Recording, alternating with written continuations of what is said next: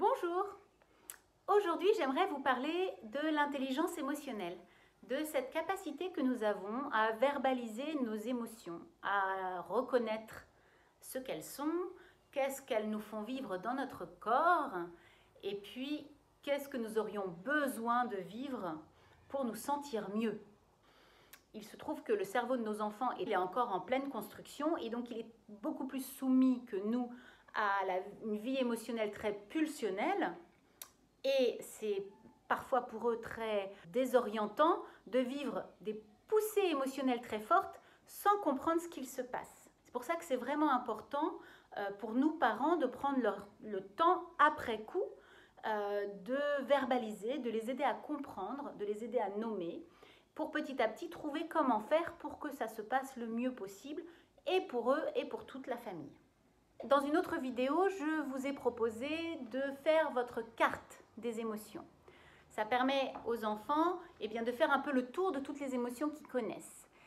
Aujourd'hui, je vais vous proposer de créer un support, soit en avance si vos enfants sont petits, soit vous le créez avec eux s'ils sont grands et qu'ils savent écrire. Je vous propose de faire une page par émotion. Donc, je vous invite à découper en 4 cases une page A4. Voilà, comme ceci. Et donc, dans chacune des cases, vous allez placer, en tout cas, le sujet dont il est question dans chaque case. Pour une première émotion, notez dans cette case ce que vous sentez dans votre corps quand vous vivez cette émotion. Quelles sont les envies qui vous viennent? Quels sont les besoins immédiats? Par exemple, la tristesse. Mon envie immédiate, c'est quoi quand je suis triste? Peut-être de pleurer, de crier, je sens la gorge qui se noue, je sens les larmes qui montent.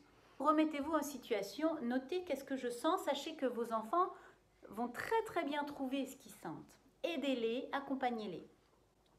Dans une autre case, vous irez voir qu'est-ce qui, toi, te fait te sentir dans cette émotion-là. Donc si on est encore avec la tristesse, qu'est-ce qui, toi, dans la vie, te rend triste?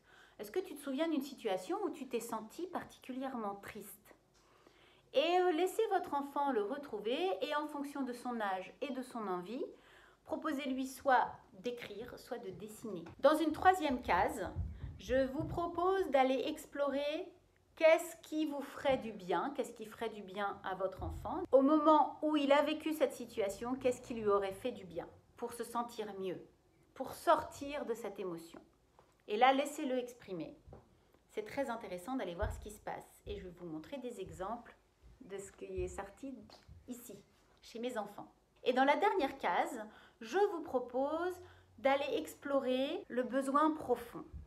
Pour trouver le besoin qui, en fait, n'a pas été entendu, eh bien, il y a plusieurs manières. Soit ça va sortir dans qu'est-ce qui m'aurait fait du bien, qu'est-ce qui me ferait du bien. Soit ce qui me ferait du bien, c'est une première chose et le besoin profond est un petit peu caché derrière. Par exemple, si je me sens triste, ce qui m'aurait fait du bien, c'est que papa, maman, enfin voilà, c'est de me sentir consolée, de faire un câlin.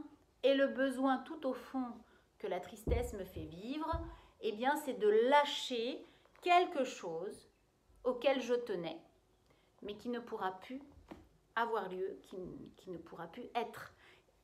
Donc ça peut parler de grandes choses comme d'un deuil, mais ça peut parler de toutes petites choses comme de la frustration et donc en fait d'une petite forme de deuil, d'une chose que j'aurais tellement voulu faire mais que je ne peux pas faire. Et donc lâcher ça, et ben peut-être que ça peut passer par quelques larmes. Alors avec ce petit jeu de la compréhension de ce que je sens lorsque je vis une émotion, de retrouver une situation dans laquelle j'ai vécu cette émotion et de quoi j'avais besoin pour me sentir mieux et quel est mon besoin profond, et bien petit à petit ça peut emmener mon enfant comme moi-même à prendre conscience que je suis responsable de mon émotion. Responsable quand je sens une montée de tristesse ou une montée de colère, d'aller vider ce trop-plein à un endroit ajusté, mais aussi que peut-être c'est à moi aussi d'aller chercher, d'aller trouver ce qui pourrait me faire du bien pour me sentir mieux dans ce que je vis. Voilà, l'idée c'est de petit à petit apprendre à moins dépendre des autres, mais à être de plus en plus acteur dans ce que je vis. Alors, à vos papiers, crayons, feutres, et c'est parti. Retrouvez l'exercice mis en pratique dans notre prochaine vidéo.